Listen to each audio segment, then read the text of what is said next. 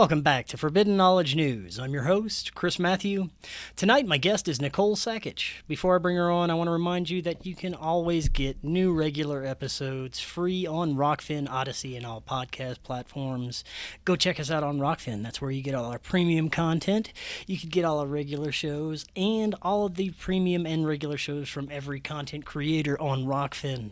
We've got a merch store. You can get t-shirts, stickers, and bags.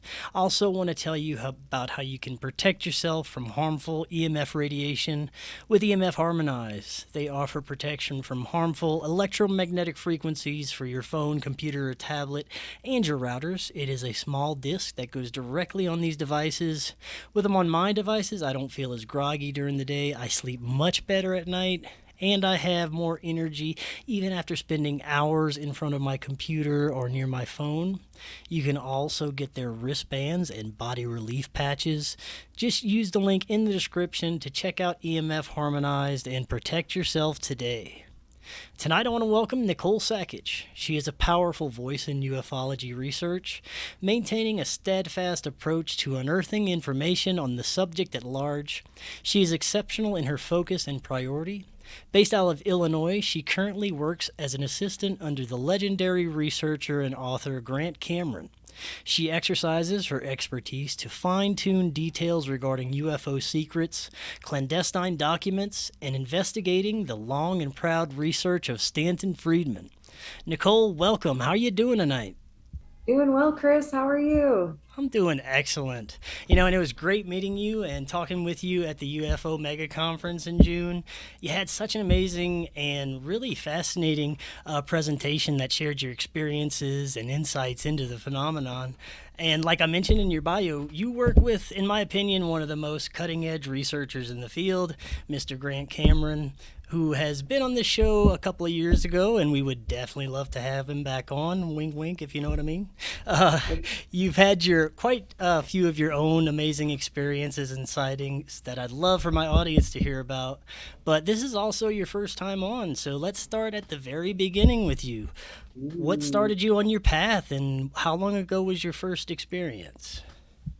My first sighting experience was in 1995, and I was out after the movies with a couple friends of mine, and we were leaving Main Street, which is where our movie theater is, and we were going to try to find some of our friends who were having like a campfire somewhere out in the country. We were just going to hang out. Well, it's not too far outside of our town, like small town. We're talking like maybe 4 or 5 miles outside of town. So we're driving in the country and we decide to stop. And we knew our friends were going to be at either one party or another party. So we were kind of like at a midway point where we needed to decide where we were going to go. And so we stopped the car and we got out to have a little bathroom break. And we used to also do this silly thing where we would stand up through the moonroofs in cars or trucks, and kind of drive around. Woo, silly teenager stuff. Well, I had decided that I was going to do this when we got back in the car. So I climbed back in the car. One of my friends gets in the back. My other friend, who is the driver, is getting into the driver's seat, and I'm popping up through the top. And just over the tree line in front of me, maybe about a half a mile away, appears this green fireball. I called it a fireball. And as I pointed and was saying to my friends, "Oh my God, are you seeing this?" It went from being over the tree line to south, and it got smaller. It came back to its original position, kind of raised up, and then came straight towards our car. And the whole time that I'm pointing at it. And the next thing I remember is I'm finishing my sentence, "Are you seeing this?" And I'm falling through the sunroof of the car onto my friend in the back seat. And she's like pushing me off, like, "Get your butt off me." What are you doing? And I'm still going, "Did you guys see this? Did you guys see that light?" And my friend said, "I saw a light." And my other friend's going, are you getting in the car or what? Meaning, am I going up through? He's like, he was wanting to go see a girl. So he really wanted to get to this party. So we jump in the car. I don't get through the moonroof. I'm still sitting in the front seat going, you guys, there was something there. It was in the sky. I'm blah, blah, blah, blah, the whole way to the party, which maybe took us 5 minutes, not very long. So it was around 9:15 when we had left the movie theater. We make our little stop. We get to the fire and nobody's there. We could see like it was still smoldering. Our friends had been there and we were like, oh, beer run or food run. We waited, we hung out. And then my friend got back in the car to, I think, get her purse out or something. And that's what she turned the car on to have the lights to see. And that's when she saw what time it was. And it was almost 11:30. And I was late. I was supposed to be home at like 10 or 10:30. I was so worried I was going to get in trouble. My friends were like, this doesn't make sense. Where did an hour and a half go, or where did 45 minutes go? Like, we weren't really clear on our time. We just know when we left the movie theater. So, and we knew it didn't feel that long, but we were panicked. We were worried about being out past curfew. So we just kind of left it that night. I got dropped off at home. I burst in the door and told my mom, I was like, mom, you're not going to believe this. This is why I'm late. And, I think she thought I was half full of it and half true. And all she really said that night was, my friend Donna saw a UFO one night, and she was just very nonchalant about it. And I was relieved I wasn't in trouble for being late. And I ran upstairs and went to my room. Wow. And all of us were involved in sort of summer sports. So I knew I was going to see my friends like that following Monday. We would all be at our high school campus. And that was like the first thing I did, was try to find my friends. And my friend who was in the back seat still talked to me about seeing the light. And then my other friend, just didn't want to have anything to do with it. He was like, no, I don't want to talk about it. And that's kind of where I left it for a few years. I was still in high school. I didn't go around telling my friends, my other friends, and the two that were with me, we just didn't really talk about it again, ever. And after that, we did sort of drift apart, over the years as we graduated and moved on in life and stuff. But I still consider them two of my best friends. I mean, they were before the event and they kind of will be forever, just from my experiencing that with them. So Right, that is a cool experience. And you mentioned as a teenager how you used to hang out the sunroof. Well, we probably did a little something more delinquent than that. We'd find the bumpiest road we could in a long van and go to the back of the van and surf. So that was probably a little bit more stupid than what you were doing there.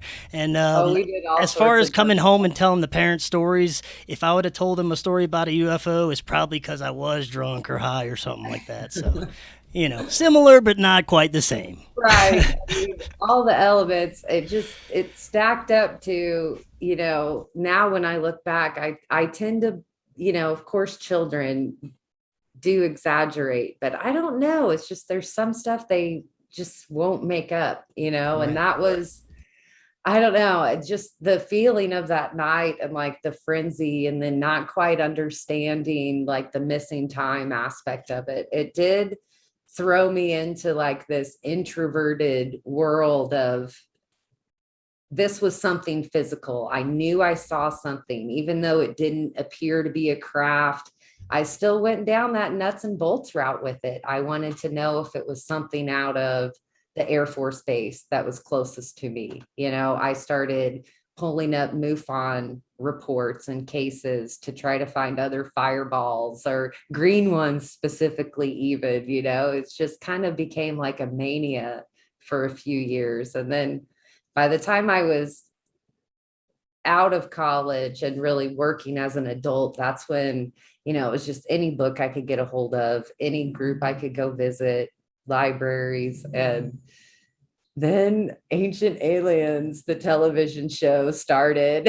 And of course, it was like a mainstream, UFO show essentially. So, I mean, I can't say I totally aligned myself with Ancient Aliens theory, but I did notably mark that, it was entering mainstream in a way that I hadn't seen before. And, this was kind of like pre and post 9/11. So Dr. Greer's citizen movement was also smushed in there as well. So, Right. that was my first like true exciting times with ufology, sort of like how we're in now with the UAPTF report that just came out and possible congressional hearings, Exciting but frustrating, kind of, yes. Oh, well, I mean, Greer's citizen movement, it was so exciting. And then just 9/11 and it flatlined. And, I mean, to maintain the excitement like we're in now, that's what I think is special. So Yeah, definitely, and I would hope that we can maintain that.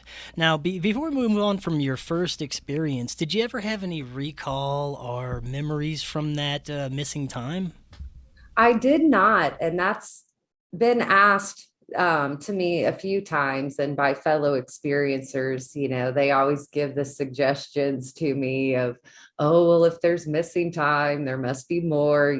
Don't you want to have regression or hypnotherapy or other forms? And I don't know. I've always kind of had a double-edged sword with that. I was never bothered by my experience, and I never looked at it as a traumatic event to where I felt victimized in some way, shape, or form. So I kind of toe that line of let sleeping dogs lie. Like if this comes about naturally, that I am supposed to remember something more, or if I have a synchronicity where I think regression might be helpful. But at this point, I mean, I've never been motivated like I'm missing an important piece. I don't feel that way, but I do get encouragement from others often, and it's made me look into it more than I ever have, in previous years. And it's not ever off the table. It's just not priority number one, I guess is how I put it. Right, that And makes sense. yeah. Now, have you had any other experiences between the time, say, you started working with Mr. Cameron and that other experience? Well, yeah, that was my last sighting experience was a little over a year ago now. And let me make it clear, 25 years, like almost 25 years between my two sightings. And I can say the big difference is I continuously sky watched. Like that was one of kind of like the leftover effects from my sighting. I became an instant sky watcher. Like anytime I could get out, sit outside, under a fire, not a fire, at somebody's house, I started buying the gear. You get cameras, you get binoculars, you learn about apps, you fall into, learning about satellites and how to, you kind of become an amateur astronomer, but a little less so. So I fell into that for years and years and sky watched and had many places that I would go throughout the county where I live, and also wherever I moved. I didn't always stay in my hometown or my home county. I did live across the Midwest for about a decade, 15 years. So, and it was always fruitless. I got really good at identifying satellites and ISIS as it went by. And, just once you see one of these objects, I think that's what people don't understand. They just truly move in ways that you have never seen before. And we're all used to seeing things in the sky at this point. It's not like over 100 years ago where airplanes in the sky were still like, look, look, look, there's a plane. you know, you do get comfortable and yeah, things like that. So years and years and years of nothing, but I can't say nothing. Those were years that I was studying ufology. I was reading books. I was piecing together a history. I was talking with other people, experiencers, nobody really notable, like big names or anything though. And I did have a few, I think what people consider paranormal experiences through these years. I had a Ouija board experience that I can tell you about some other time. And in the conference and in my lecture, I mentioned my out of body experience happened when I was 25 years old. And I never really pieced these things together until about 4 years ago. I started really questioning the paranormal side of ufology. I kept hearing, that it's the same, and people, of course, I'm in these big conversations about Jacques Vallée's work and his theories over the decades and years and how they expand on Hynek and the ET theory. And all of this became very fascinating to me. And I did start really pushing the envelope with my nuts and bolts friends. Like, what does it mean to you that we're seeing this mashup of the paranormal and ufology? Like, how do you explain it? And I wasn't very satisfied with the answers that I was getting from non-experiencers, if that makes sense. It was, Right. Oh, that side of ufology is woo land, or it's not really moving the needle forward. It's too out there for the everyday person. And I don't know. And then I started looking into Grant Cameron, and I had some of my friends, they're like, he's off the deep end now. He was all nuts and bolts and presidents, and now he's consciousness. And that was like it for me. I was like, okay, I have to look into Grant Cameron and see what he's about. And often in this field, you don't really do it on purpose, but you end up researching researchers. Essentially, after you learn about their work, you want to learn about them. And so I put some effort into trying to learn more about Grant Cameron and became Facebook friends with him. And then he did this, I call them cattle calls, where he like wants to hear from people who have experienced this, or, could talk about this. And his cattle call was he wanted to talk with people who had flown the craft or had flying dreams and who had out of body experience. And so I answered his call, and that was the first time Grant and I talked face to face. And I think we were online together for about an hour and a half. And I, of course, was just kind of awestruck. And Grant gets so serious in so many of his lectures, but to see him smiling and face to face, it was just amazing. And we talked, and we kept talking after that. And I think it was about 2 months later or a month later is when he asked if I wanted to dig around the Stanton Friedman files with him or for him. And I, of course, was like, dream come true. Yeah. Definitely. And things just kind of elevated from there. I started co-hosting things with him and interviewing with him, and really, I would ask him questions or say, I'm interested, or what do you know about this person? And then he's like, well, just talk to him. Let's bring him on. Let's do an interview. And so he really helped me kind of find my way into this woo world, I guess you could say, or more of research along the high strangeness, I guess is a more appropriate way to put it than our slang woo. But yeah. And it was the same way kind of for me. I couldn't cross over to that consciousness paranormal type side until actually I had my first experience. And it was definitely a consciousness experience. It was actually through meditation. I actually made contact with something, still not sure what it was, but had a conversation with it for a little while. But it was a very profound experience, changed my whole view on ufology and everything like that. I think we definitely have time. I'd love to hear about your out-of-body experience. Right. Well, I was 24, about to be 25, and I was having all sorts of women's problems. And I was eventually diagnosed with cervical cancer. And it was still really, really early. I was like stage 1.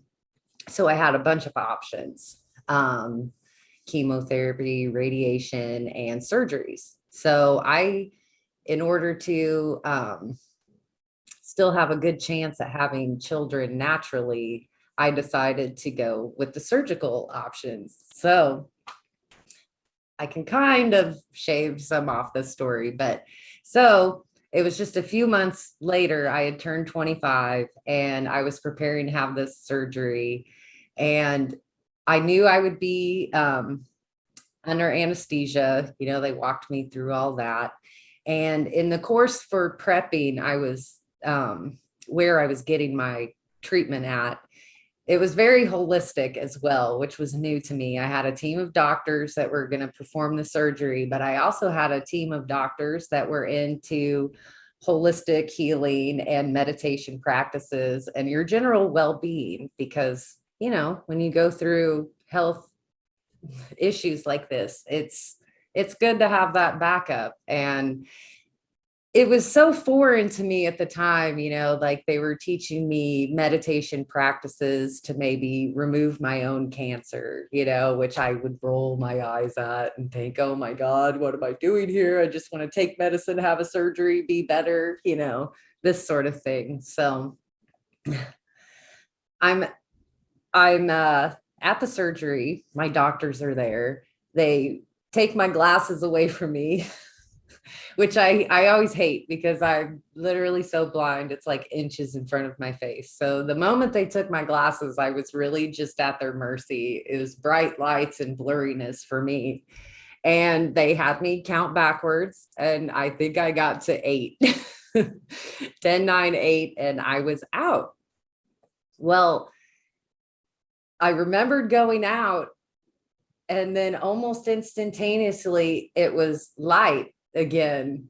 And I started to talk like to my doctors, and I realized that what I was seeing wasn't like in front of me. And I kind of had to like look around. It felt like I even sat up and looked around. And that's when I realized I was above myself. And I could see my doctors kind of in a U around me, and I could see myself. And almost instantaneously, it's like I turned to talk to somebody, like I knew somebody was there, and I turned and I was like, I'm going to go back there. And it was like a conversation I was having with myself. It's like this voice was like, don't worry, you've been here before. It's going to be like it never happened. And I was still like caught up in that. I'm looking at myself, you know, I'm like, I see myself. I'm going back there. And it kind of went dark again. And then it became light again. And I could notice I could see further away than just below me. And off in the sort of distance, I could see my mom. And she was sitting with people in the waiting room. And as I realized it was my mom, I kind of focused in, and I could hear her conversation that she was having. And it did go dark one more time after that. And I came back into the light, and I still felt like there was something or somebody there with me. And that was like the overwhelming moment of it all. Like it was like extreme joy and happiness. And if I really concentrate, it's almost like when I remember that moment, I can almost hear music, you know, and it was just this overwhelming love and joy and connectedness. And I knew I wasn't dead. Like I knew I wasn't dying. That like didn't even enter it into it at all. But I did know I was going back in my body. And it was like, as soon as I had that last realization that I was going back, it was like, and I was back in my body, and I could hear my doctor, and she was like, the surgery's done. We're taking you to the recovery room. And I said, tell my mom I just heard her talking and blah, blah, blah. And I spewed it all out to my doctor. And she's like, just rest now, you know. And it was a few hours later that I actually woke up in recovery. But I was able to talk to my mom, and she was kind of dumbfounded that I had repeated her conversation to her, or at least that portion of it. And she believed me. And we did tell my doctor, my main doctor, about it at my next checkup follow-up. And she pretty much said, these things happen. We hear these things a lot. Like, don't feel like it's something strange. It is a common occurrence. And I just let it go from there. It was another, these things happen, just like seeing my green fireball. These Right. things happen. So after trying to rationalize these experiences and realizing that people are combining them, this world of high strangeness isn't compartmentalized so much as people believe it is. That's when Grant's work really interested me. His work in music, his work in consciousness, and how he really seemed to be at the forefront of being able to explain this, or at least wanting to sort through it, whether we get concrete answers about it or not. It's the search, the research is half the adventure. So Definitely. And like I said, I'd love to have him back on to have another conversation to see, his views on everything that's been happening. But maybe you could give us a little synopsis. How does he feel about what's going on with the disclosure movement, and, kind of how they're painting it somewhat as a threat, and some of the players involved? How does he feel about this whole thing? well, I think it's safe to say, I don't really like to speak for Grant, but it is safe to say that he is on the non-threat side of this issue. And as far as like the key players involved in it, I think that's his biggest complaint, really, is why are they still pushing the threat narrative? But, and I don't mean this in a coy way or anything, but there is a big side of Grant and myself and other researchers that kind of are at the point where we're like, okay, so what? It's another sighting. We're confirming sightings still. We're way beyond that. We need to be asking the real questions. What are they here? Why are they here? What do they want? The deeper questions as to just, if they're real or not real. Yeah. So I think that's where he kind of stands with disclosure at this moment. Of course, he's never going to turn away from like the nuts and bolts side of his research. And, a big part of that is, Well, I the think we Obama. have to combine both sides. We have to bring the nuts Right. and bolts together with the consciousness and the paranormal. That's the only way we're going And to figure it out.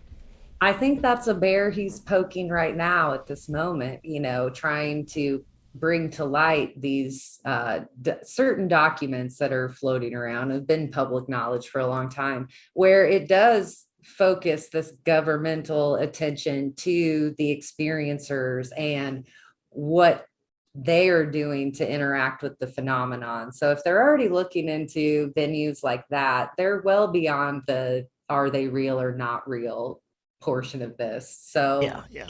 time will tell and we'll get there. Grant will keep talking about it, I'm sure. So Now, while we're talking about some of the work that you've done with Grant, what is some of the most profound, I guess, information that you got from the Friedman files? well, honestly, I can't say that any of it is profound at this moment. Um, and I don't mean that in any bad way. I mean, It's just nothing new, right? it's awe-inspiring every time you dive in and look at them. But they're honestly in such a disarray, and it's hard to find anything cohesive. Like, I know we've come across a lot of correspondences back and forth between him and Philip Glass. So those have all been kind of like put to the side. Like, we know we can start to organize this, but at this point, I mean, there's pallets and pallets and pallets of files and papers, and Grant has been able to go and photograph essentially 5 boxes. So, I mean, personally, I received from Grant about 3,000 pages of documents. But honestly, I've only gone through about maybe 80 to 100 pages, because they're photos. You have to turn them, you have to mess with them so they become readable.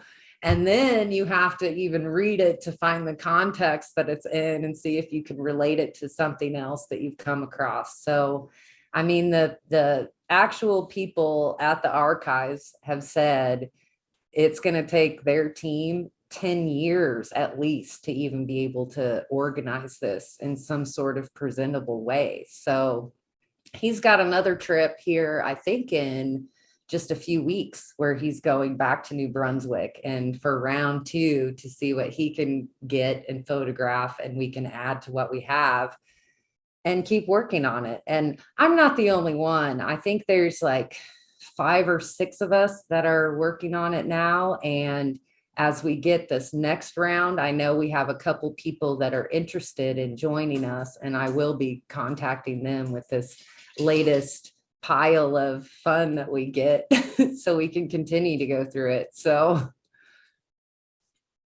Cool. I am digging for a few things though. Like you said, what profound thing have you come across? Like, there are certain people, like, of course, Don Schmidt wants all the Roswell stuff. Give me anything. I want anything. And he has access to Grant's files now as well. So he can dig and look for Roswell things. And what am I looking for? Oh, the Aurora case. It surprises a lot of people that Stanton wasn't anti-Aurora. There was some reason that Friedman still hung on to Aurora as being possibly real. And so I would like to find, maybe something that backs up why he continued to think that. That's Now, for those that aren't familiar, could you tell us a little bit about Aurora? It's a crash case, I believe, in Texas. I know I have a notebook full of Aurora somewhere, but not right in front of me, so I can't tell you the year on it. But it was an early crash case, and lots of people have debunked it over the years or come up with some harsh criticisms on it. But for some reason, it just keeps lingering around. It can't be completely written off as false or hoaxed. So to be continued. Very good. Now, I want to go back for a second to if they're a threat or not. For me, I think it's like anything else in reality, in our existence, there's good and bad. From my own experiences, it's been great. From a lot of people I've talked to have been great, but some have been, terrifying experiences. Now, I think to kind of dissect this a little bit more, let's look at the negative experiences first, like people who are abducted against their will, taken by these little gray beings, and then supposedly have these medical experiments done, or they're having their DNA tinkered with, or some kind of fertility experiments, just not pleasant things, and they don't have good reports when they come back. So what do you think is going on there? Do you think there is two sides of this, or do you think that they could be for our own good? It could be, we could be some kind of creation of theirs that they're looking after. What's going on with this side of it? I can definitively say possibly all of the above. Like I said, I don't have that negative side to my experience. And when I first started digging into abductions, and honestly, that's been fairly recently, it just always kind of, that side of it I knew would be hard, to really dig into and research. And it's also very speculative, coming from the nuts and bolts side and not feeling like I was taken. I really was skeptical when it came to abductions, until I started diving into them. And I think I was lucky in the sense that I spoke with enough experiencers who had that sort of traumatic experience early on, but then were sort of lifelong abductees or experiencers. And they were able to talk to me about how, yes, it did start off very scary or invasive, but throughout time, it did change. Maybe the beings even changed from the little gray scary ones to something less scary, or just that it became more of a back and forth relationship other than this harsh, something's taking me, I'm being abducted scenario. So, and when you start talking the scary side of this, that's also when it enters that high conspiracy side of my labs, and is our government or some sort of shadow faction affiliated with it snatching people, and that's a very serious thing, when Yeah, you it can take get it away, dark. like in this scope of disclosure and what we really want to hear. Is that what you want to hear? I mean, are we going to find out that our government has taken people before? Well, I don't think it's about what people want to hear. I think we need to hear it if that's the fact, If that's a Right. fact, it needs to come out. Or will that come out, or will that be something that's stuffed into the closet for 70 more years? So, You never know with who's behind the disclosure now. right. It's pretty much of a letdown. I want to talk about the consciousness aspect of this because I think this is like one of the most important things that we could talk about. Now, I had, you remember Mr. Ray Hernandez from the Consciousness Research Institute. I had him on the show last week, and he said something great about this. He said he was kind of doing some CE5 things, and he was trying to convince one of his friends that this ship was real.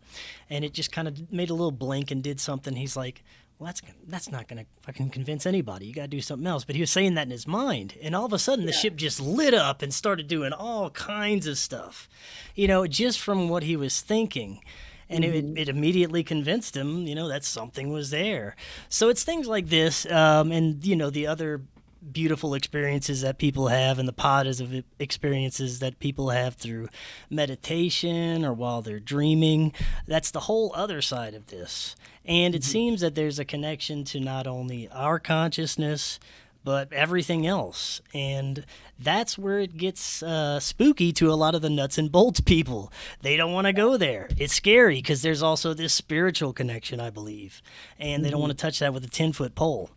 So, I mean, this is a big topic to cover. I wouldn't even know where to start with the connections there.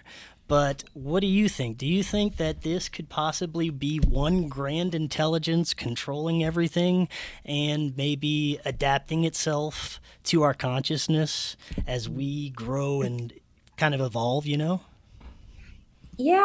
I do tend to lean more toward that side of things these days. And I do consider myself so new in these areas of ufology because this does force me to explore more of my experiencer side than just being a researcher or nuts and bolts. So I do often find myself like jumping into these rabbit holes and then having to take big steps back so I can really like contemplate and understand what I just kind of went through. And it's those moments, like you said, with your friend that, was thinking it and the UFO reacted, with my sighting that was last year, kind of building up to it after meeting Grant and having some of these conversations. That's when I decided that, I had looked into CE5 and I felt like I had a basis already with like meditation practices and things like that. So I did start pushing my own envelope and trying different things, different modalities. And I do laugh. I mean, everybody's sighting story seems to be, a little unique, and everybody's experience is unique, and every person is this wonderful individual. Well, that's the hunt for your contact modality as well. Like, you have to find something. It is going to be individually tailored to you by you. You have to find something that's comfortable to you. You're never, or at least I was never able to achieve what I thought I wanted if I was hesitant about something, or if I still had those lingering thoughts in my head, like, oh, this is stupid. You know what I mean? Like, I can't believe I'm doing this. This is dumb. Like, I had to come to a conscious awareness that by diving into this, I was going to eat a lot of crow sandwiches. I was going to have to admit that I was wrong. I was going to have to keep my mind as open as possible. And all of those thoughts, kind of arose. It was like CE5. Okay, am I really going to do this? And then I came across these people that dance, like dancing as a way to like raise your vibration and, elevate yourself. And so I just started combining a few things, and nothing happened at first. It took a long time. I had the self-doubts. I made myself get over the self-doubts. So it was about 3.5, 4 months of like these intense meditations and dancing to raise my vibration, and coupling that with sky watching and asking them to come visit me. And I could say there was elements of CE5 in there, like focusing on where you're at in the universe and reaching out. And then my experience or symptoms sort of started acting up. If I know maybe a lot of your audience isn't experiencers, but for those that are, I think they know what I'm meaning. Like sometimes we get feelings that some people might call anxiety, or we know it's not anxiety. It's like this body feeling, or some people get tones or sounds, or they feel the vibration. Like Chris Bledsoe can kind of tell when his crafts are near, just things like that. Well, I was in one of these moments, like all week long, it kind of kept building and building. And I'm like, it's like, I got to go to my spot, got to go to my sky watching spot, go to your spot. So I was going, and this kind of climaxed on a Friday. I was driving home from work, and it's like, there's the last turn I could take to cut through the country to get to my spot. And it's like, I'm like speeding, I'm like driving. I feel like, oh, something's going on. And it's like, you got to get there. You got to get there. And I get there and nothing. And I'm playing my music. Once I got there, I was dancing and looking around, and I'm giving thanks and asking them to show themselves, and nothing. And I'm like, what the nothing? So I go home. I'm like, what is this? I even called Grant and another friend of mine, and I'm like, I don't understand this. If I'm acknowledging all these feelings and I'm going through this, like, what is it? What is it? And then boom, it's like Facebook started lighting up. The two towns around me, one east and one south, like people started talking about this thing in the sky. They're like, what is this? It's above Nokomis. It's above Panama. Like, what is this thing? And I think I hung up on Grant. I was like, I gotta go. Chucked my cell phone only to go get my cell phone, grabbed my my bag full of gear, and I ran out the door. Got there, look all around. I'm like, I'm here. You told me to be here. I'm here, Still nothing. I'm looking all around, and I'm like pissed at this point. I'm like, I can't believe I missed it. I was supposed to sit out here for the last 2 hours. I was so mad at myself that I had left and gone home. And lo and behold, I opened my car door, and I just kind of, and it's right above my head, directly above me. And it was this teardrop upside down balloon looking thing, just not a balloon. Shape wise though, like how a hot air balloon would look with a basket hanging on it, only turn it upside down and no basket. Like it's crazy. And I burst into tears. I was like, I'm like crying, and I was like overwhelmed. I was like, I don't believe this. And then that part of me was like, get your butt in gear, like pull out your camera. You can't do this. Yeah. So I'd already thrown my stuff in my car. So the only thing I had was my phone, and I just pulled out my phone and I hit Facebook Live, and I caught it on camera for about close to 5 minutes. And I so wanted to be able to play the audio at MegaCon, but it was licensed music that I was playing in it. So I was a bit concerned. But as I'm watching this, my friends that had reported it in other towns were on my live feed with me. So I was talking to them, and I was like, are you guys seeing this? Is this what you saw? And then as I'm speaking in this conversation, shouting to my friends, that's when the light show started. This thing started popping in and out, and it would be here and then it would be a few over, and it was just like this light, like this popping in and out light show that was kind of correlating with the music that I'm blaring out of my car. It was nuts. And I'm yelling at him like, thank you, this is so wonderful, oh, keep going. My friends are chiming in, they're like, it's red now, it's blue now. And then poof, it was gone. And I was like, okay, it's gone, I'm going to try to go somewhere else, tell me if it comes back. Throw my stuff in the car and poof, it's back again. But this time I just pulled out my binoculars that I had and I was able to look at it. And I did open another camera, but it didn't get it in frame the whole time. So I do have more footage. It's just not as good. But while I was looking at it through the binoculars, that's when it was really crazy. Like that teardrop that was there kind of formed more of an orb and it seemed more centralized.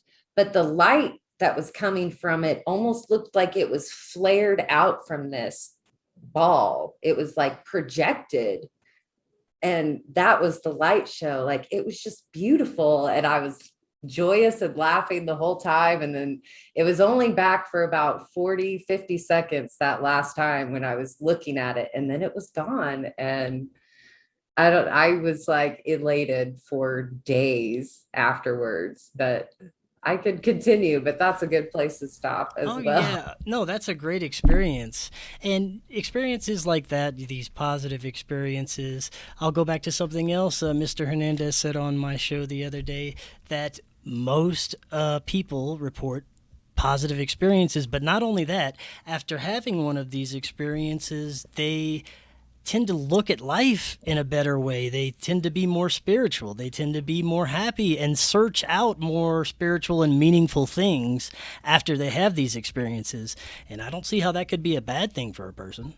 I don't either. I often say, well, like with my first sighting, it affected me. I was a cheerleader. I was, all into boys and being popular and things in high school. And, that really changed for me after that. Like this desire for materialistic things kind of fell off, where my friends are wanting like the latest, like most expensive jeans on the planet or shoes or whatever. And I just kind of went the opposite way. And I was also kind of into being an outdoors woman at the time. Like I did enjoy hunting, and that's something I don't enjoy anymore. Like I can't stare at an animal and take its life. Like I can fish. It's not like a complete thing. And I have gotten to a point where it's like, I feel there is a correct way to hunt and take an animal's life. And there are things like that. But it did open up this world to me. And the other side of that experience was, I had always kind of been an anti-Catholic, being raised Catholic. And I always had questions, that I never had satisfying answers to from people in my church. And just from that moment on, I was like, never going to church again. It's so much more than church. It's beyond church. I've never been a religious denier. Like I can find beauty in Christianity and other religions. And there's something in that that's connected to ufology as well, that sort of oneness spirit. And I don't know, I knew that it was more than just being Catholic or being Christian from that moment on. And it's like I had to dive into that as well. I really started researching religious history, and just as being raised Catholic, to find out that there's religious history before Christianity, it just blew my mind wide open. It was like my second awakening, I guess you could say. But that's been intertwined with my ufology research, all along. It's just, we keep coming back to this oneness, and it's all connected somehow. And I truly, I can speak for that, like you were saying, Mr. Hernandez mentioned, it does affect you. Like it doesn't always have to be that negative experience at its lowest level, it could affect you like that. It just makes you contemplate and wonder and know that there is more, out there. Or it can, turn you into a dog with a bone and you're going to track down everything you can. So I'm somewhere in the middle. Right. Yeah, I think that's a great place to be, though. Now, for the last half of the show that we have, I want to talk about your thoughts on this UFO info wars that's basically going on right now with disclosure. They have a big mainstream aspect of this now that I never thought I'd see really in my lifetime, like coming from our government, coming through our mainstream media. But it, we talked about a little bit earlier, it is kind of being portrayed as a threat, and the people involved were CIA, military, and I don't trust any of those guys personally. I just, that's the tinfoil hat in me. I don't trust government. But, as far as that goes, I'd like to get your thoughts on what could be behind it. Do you think that they're just trying to roll out new toys for their Space Force? Do they know something's coming? I don't know. What do you think? Honestly, like you just described this as a little bit of a war. I think there's factions. I think there's factions that are ready to blow the lid off of this. And then I think there is the faction that doesn't want to blow the lid off of it. And I can't really speak to any of the players like individually, like, what their motives are. But, I think it's good to hold back and not to be completely trusting. Like you said, well, DeLong said that the old timers in government know that they're demons or something like this. What's going on there? I don't know. Like I also imagine like the old timers in government, are probably fall into that category of older white male Christians, Right, so I think that is probably their go-to explanation, so on a lot of things, like not just ufology, but I do think with some of these people involved that their motivations are true. I think they're working for disclosure, and I do also say this often that I don't think this work that we're doing right now is for us. I think it's for our future generations. Like we're laying the pavement right now, and we are giving it the good old college try. I mean, we've gotten further now, I guess you could say, than in 40 years. But I'm still hesitant. I'm waiting for the wool to be thrown back over our eyes. I'm waiting for them to shove it back on the shelf and be like, yeah, well, we just don't know. So that's where we're at. They kind of started to do that already. They did. New report. But there's exciting things coming up. I think in September we get like a new wave from the report itself, or maybe some more answers from like the classified section. I do think congressional hearings are going to happen, so that will be interesting to follow. But it truly is up to us as a community to keep pushing this envelope forward, show our interest, show that we want it to be taken seriously. And I think the only way to combat the threat talk is we as a community have to keep saying our opinion that we don't think it's threatening. And if we want to stop the threat talk, I honestly think we need to move this out of the military's hands. It needs to go away from the Department of Defense. It needs to be in our education and sciences, it needs to take that route. And I think that's why a lot of these players have this interest. They want to know more about this, but they're so compartmentalized that they can't share information. They can't do this unless it becomes public. Like to move their work forward, they have to get it public too, I think. But I mean, this could go very conspiratorial very fast, when you're talking about the powers that be, and if there's a shadow government, if it's really corporations pulling the strings, and is it big oil? I don't know. Does big oil not want all this tech coming out until they can find a way to make money off of it? I mean, this comes up a lot, in experiencer talks, if they're trying to exploit these gifts from the phenomenon, are they ever going to truly be able to figure it out? Because that's the whole message. You Well, I think can't that there is enough compete against each evidence. other, you know, like come together, be one. Oh, yeah, I think there's definitely enough evidence that we have some technology that we've been tinkering with and reverse engineered. So I think it's safe to say that, yeah, we already have a little something. The question is, is this going to be released soon? Is that why they're doing the disclosure? I don't know. But do you think that us as a society, as a planet, is ready to hear that we're not alone here?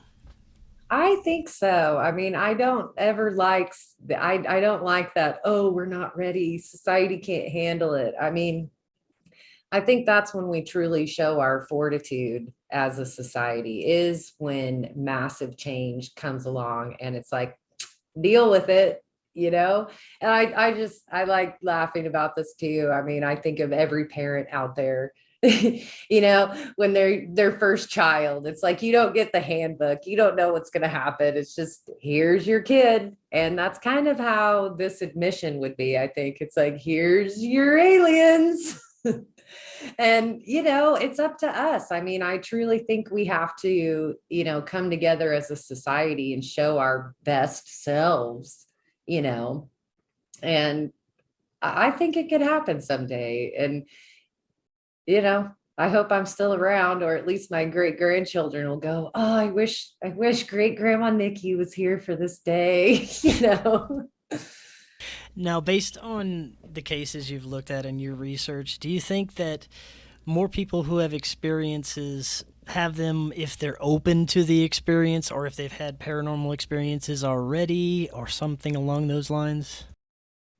You know, the more experiencers I talk to, the more I'm starting to believe that everybody has experienced the phenomenon in some way, shape, or form. If it's something completely minute that you blow off, then it's minute and you blow it off. If it's something that catches your attention, or if it's one of these big wow moments, you know, meant to catch your attention, then I think it's up to you to pursue it. And I'll fall back and saying, you know, even something so small as, you know, like the deja vu dreams, or deja vu, or dreams that come true. You know, I think all of us have this potential. It's just whether or not we focus on it and try to develop it. And yeah, I do believe it's something more natural in us than we think. You know, it's extraterrestrial from beyond. It sends us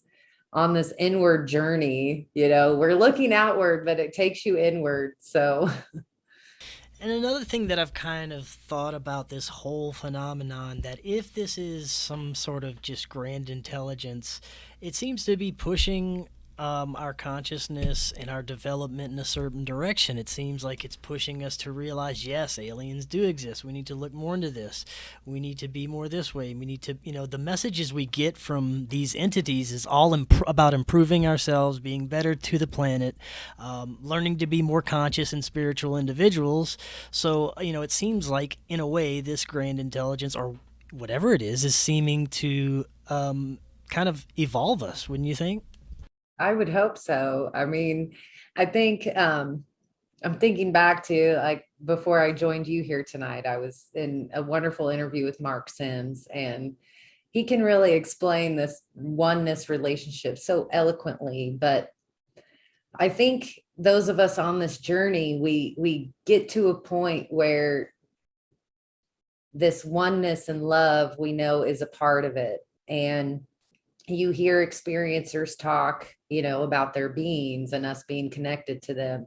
And I think it is that conscious collective connectedness. It's like, I think maybe these beings that visit us, or the phenomenon, realizes that we are them and they are us through this connectedness, you know, whether we're from here and they're from there, and whatever it is, you know, what we're doing to ourselves and what we're doing to our planet affects us. We're hurting ourselves. And in turn, you know, the chain continues. We're hurting others along that chain of connectedness as well. And I think that's all they really want for us, is to acknowledge that we're a part of this bigger thing and that there is more to it than just our selfish little existence here in our meat suit.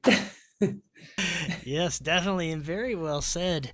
Nicole, thank you so much for coming talk with us tonight. That was great. Is there anything interesting upcoming for you that you'd like to share with the audience before you head out? Yeah, I can. I can say it is now official and hot off the presses and on Amazon available. Grant Cameron has a new book out along with myself. Sweet. It's called Triangles, Aliens, and Messages.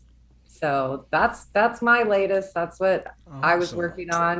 And it's based on our panel discussions about triangle crafts that we did with experiencers. I think that was maybe 6 or 7 months ago. We went in, and I think it was about 30 people in all that we ended up talking with. And yeah, Grant, he's a writer.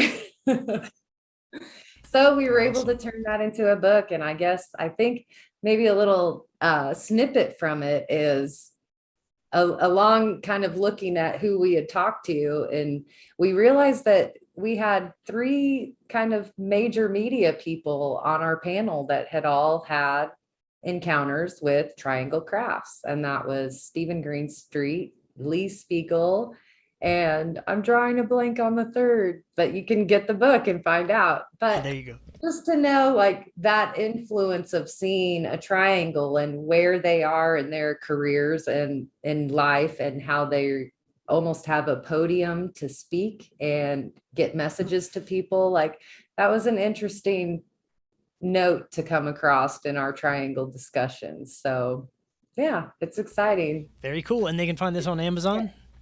You can buy it on paperback on Amazon, or you can get it Kindle version as well. So Awesome. Well, pretty go good, out, pretty get that cool. book. Yes, it is. Well, thank you so much, Nicole, for coming on, and I'd love to talk to you again in the future. Anytime, Chris. Thank you so much for having me on, and I'll bring in the UFO boss too. You better. All right. Thank you so much. And until next time, everyone, have an excellent evening. We'll talk again next week.